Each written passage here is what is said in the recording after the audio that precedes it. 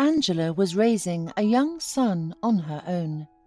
3 years ago, she was going to marry Morgan, but shortly before the wedding, after hearing about her unexpected pregnancy, the groom literally threw the young woman out to the street. He explained everything in a simple way. "I have met another woman, and I want to marry her." Angela tried to talk to him, but all she got in response was insults. "Who do you think you are? Get out of my house and go back to your dorm. Were you going to live off me? And you were going to pin another man's child on me. I know everything. My mother told me that she saw you with your lover." Angela looked at Morgan in horror and could not believe how he could change so much. After all, she had known him quite different, gentle and kind. The girl gathered her few belongings and left. She felt so disgusted, as if she were covered in mud from head to toe. Down the stairs she met Morgan's mother, Mrs. Brown. The woman gave Angela a contemptuous look and squeezed her lips squeamishly, and without saying hello, she slightly moved aside to let her pass and continued on her way.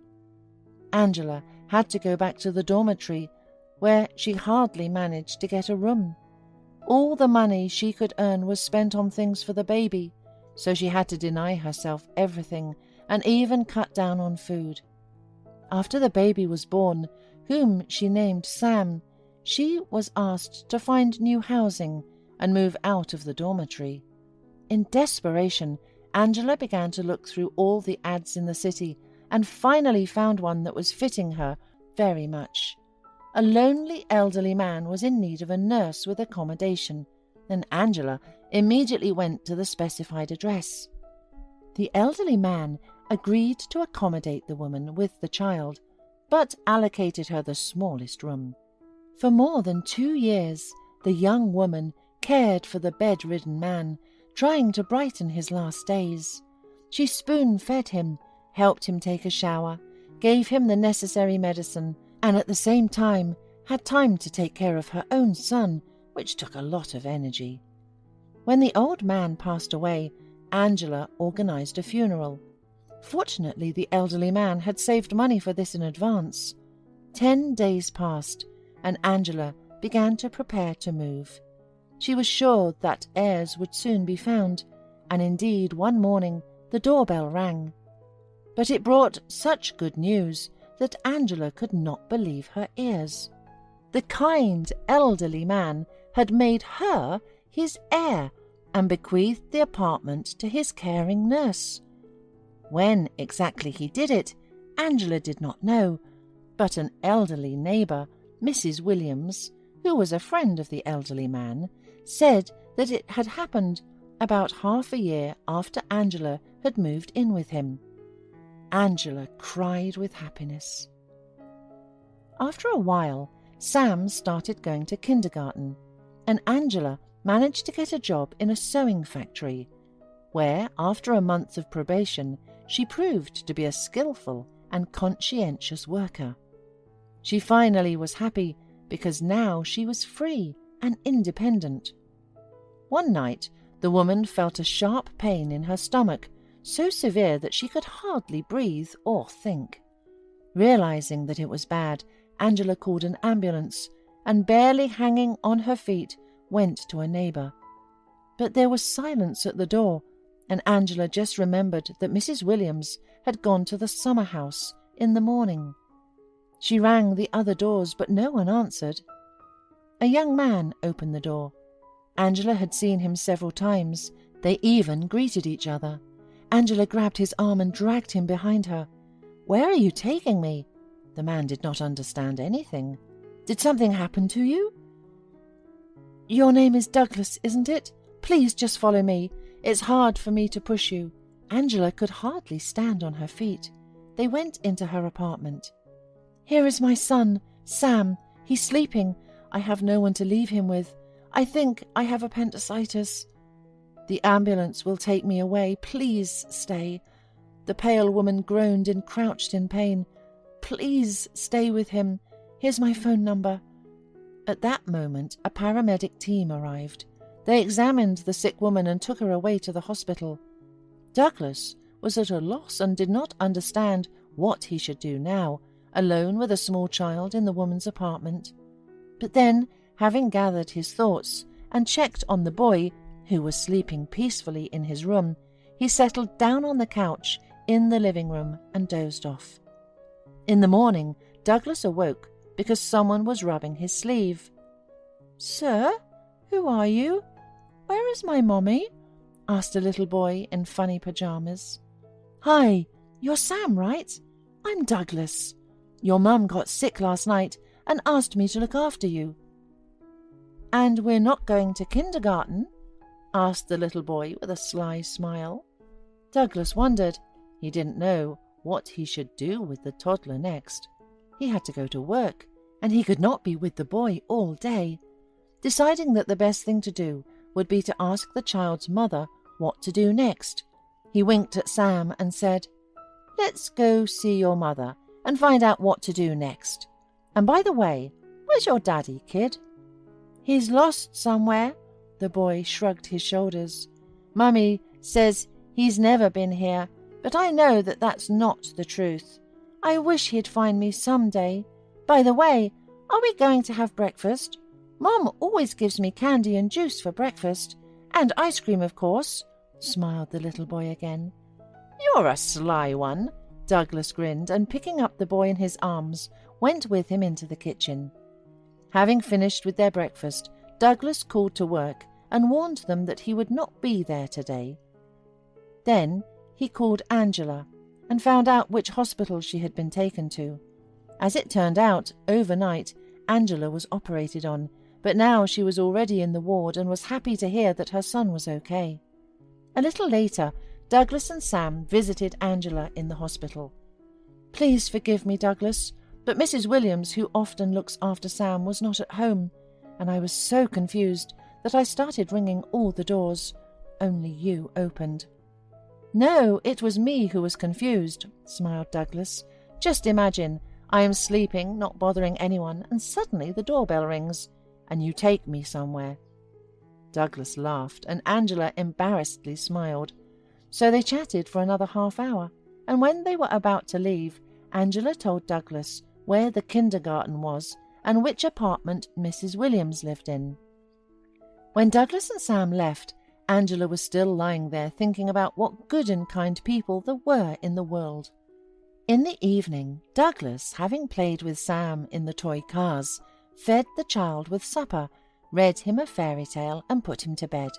Then he went into the kitchen for tea.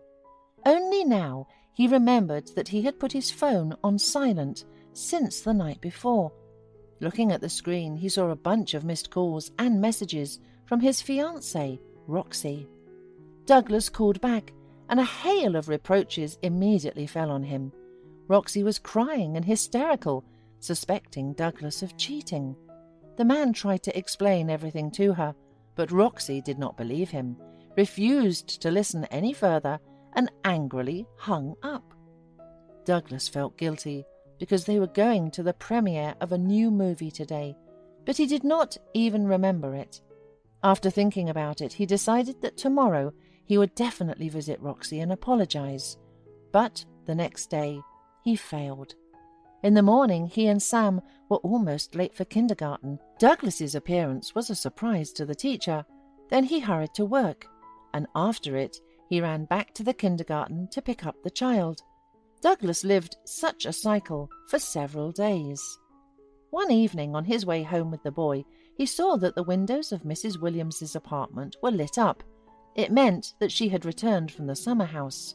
Douglas stopped outside the elderly woman's apartment and was about to press the bell, but stopped, thought for a while, and to his surprise went to Angela's apartment. All these days, Roxy did not call Douglas, and when he dialed her, she hung up. And he also stopped calling, especially since the child was taking up all his spare time. So a whole week went by.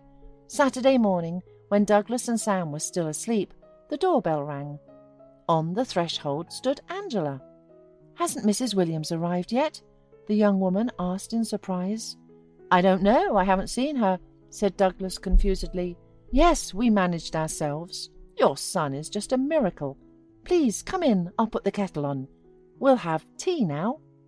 Angela watched with a smile and with some pleasure as Douglas was managing her kitchen. Seeing her look, he understood everything and was embarrassed again. "You'll have to excuse me. I've gotten used to the place a little. Almost like at home." When Angela was walking Douglas out of her apartment, they bumped into Roxy on the stairs.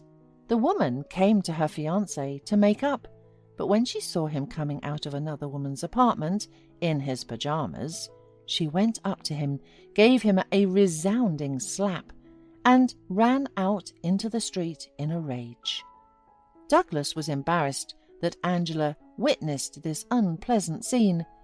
He explained that he and Roxy were supposed to have a wedding soon, but by all appearances it will no longer take place. Feeling guilty, Angela wanted to help Douglas, so when she saw Roxy through the window the next day, heading for the entrance again, she waited for her on the stairs to talk. As it turned out, Roxy had come to finally break up with Douglas and return the ring to him, and Angela, not without difficulty, but still managed to explain everything to her. An hour later, Roxy and Douglas went to visit Angela, and a joyful Roxy invited her to the wedding. Only Douglas looked very sad for some reason. Angela thanked her for the invitation, but declined. She was still very weak after surgery. A few days passed.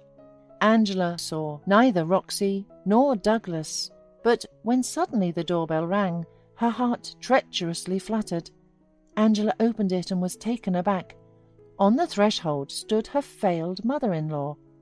"Angela, what are you doing here?" goggled the woman's eyes. Angela stared at Mrs. Brown in shock and could not say anything. "I came to see my father. Where is he? Where is the owner of this apartment?" Recovering from her surprise, began to shout Mrs. Brown. Mrs. Williams came out at the noise. "Oh, it's you! Shameless! Remembered about your father? He's been in the grave for a long time, and fortunately you won't get the apartment. He bequeathed it to Angela, who's been looking after him all these years." Upon hearing this, the woman, clearly not very upset by the death of her father, began to shower curses on Angela, and leaving, promised to expose the swindler who seized her inheritance. Angela felt once more covered with mud, and in the evening her ex-fiancé Morgan came to her. He declared from the threshold that he would live here now, and she would have to get out of the apartment as soon as possible. "No, you are not going to live here," Angela said in an even voice. "What?" shouted Morgan angrily, and raised his hand for a punch. Angela stepped back against the wall, but the blow didn't happen, and instead Morgan rolled out of the apartment. It was Douglas, who stealthily entered the apartment, grabbed Morgan, and threw him out onto the stairs. "If you ever come near Angela again, or if I see you near the house, I'll punish you," he threatened Morgan, and then returned to the apartment, where he immediately picked up Sam in his arms. "Hello, son. I missed you so much." "Are you really my daddy?" The little boy rounded his eyes. "Yes, a very real daddy. I didn't tell you right away because I was checking to see if you recognized me." "I did, Daddy. I knew right away. Mom, I told you that Dad will find us." "And what about Roxy, Douglas?" said Angela in confusion. "She'll find someone else, but I want to be with you. Will you marry me?" Angela nodded, and a happy smile lit up her face, and Douglas, hugging her and Sam, thought with relief that at last he was home.